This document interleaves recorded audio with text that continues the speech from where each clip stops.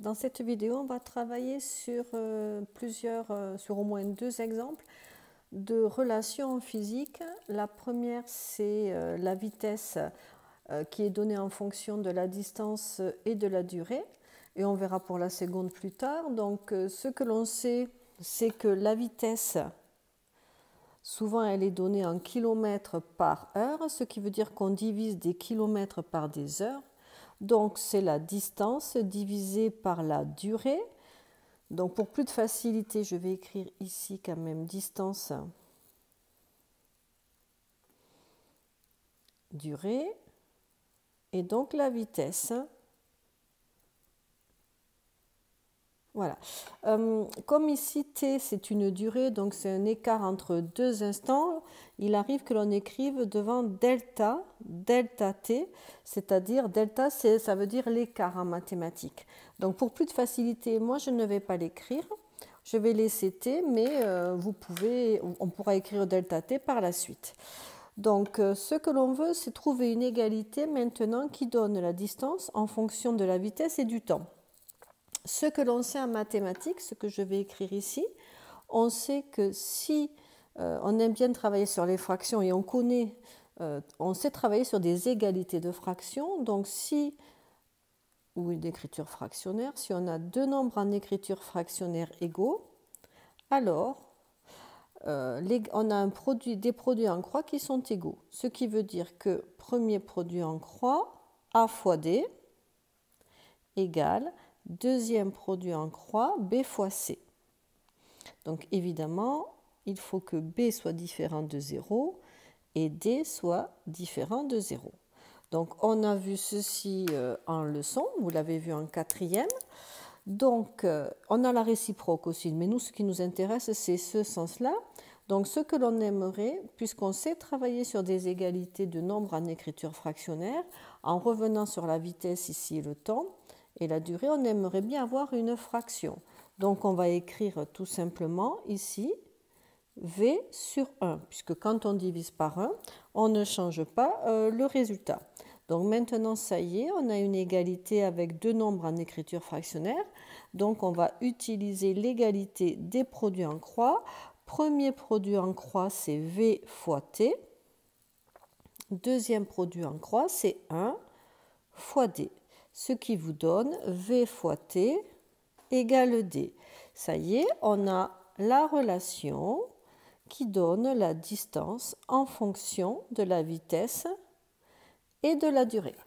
Maintenant, dernière relation, on aimerait trouver une relation qui donne la durée en fonction de la vitesse et de la distance. Donc ici, si je cache la lettre T, donc si je cache ici T, vous avez une multiplication à trous. Et cette multiplication à trous fait référence à la définition du quotient. Le nombre qui multiplié par V donne D, c'est le quotient, donc le nombre que l'on cherche, c'est le quotient de D sur V. Si on veut vérifier, je vais faire la vérification en dessous en utilisant la définition du quotient. Ici, je prends la vitesse et je le multiplie par ce que j'ai trouvé D sur V. Ici, le nombre V se simplifie et il vous reste bien D. Conclusion, ce que l'on a trouvé correspond bien à l'égalité donnée, c'est juste. Donc voici la troisième relation, le temps, c'est la distance divisée, la durée, pardon, c'est la distance divisée par la vitesse. Ainsi, il est inutile d'apprendre par cœur ces trois relations, mais vous apprenez la première et ensuite vous déduisez les deux autres. Alors, on va essayer de continuer avec un deuxième exemple pour voir si vous avez compris. On va utiliser la masse volumique. Donc, la masse volumique, ici, je vais le marquer, masse volumique. Donc, ce sont parfois des grammes par centimètre cube. Des grammes, ça veut dire la masse, divisé par des centimètres cubes, donc un volume. Si vous voulez vous entraîner, vous mettez sur pause Et après, vous remettez pour la vérification. On va faire exactement la même chose. Donc, je vais le réécrire ici. Ça fait ρ sur 1 égale m sur v.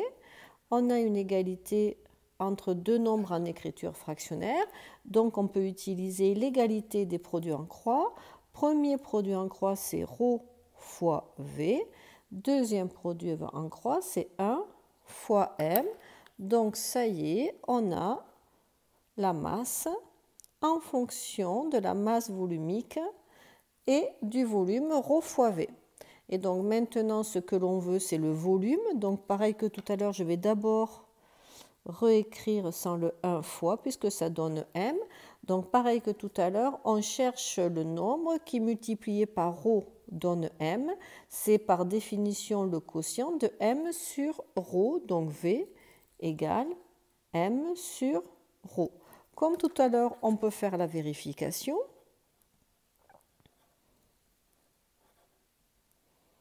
Si vous prenez ρ et que vous le multipliez par m sur ρ, les deux ρ se simplifient et il vous reste bien m. On a répondu à l'égalité. Donc nous avons la dernière relation que je vais écrire au-dessus.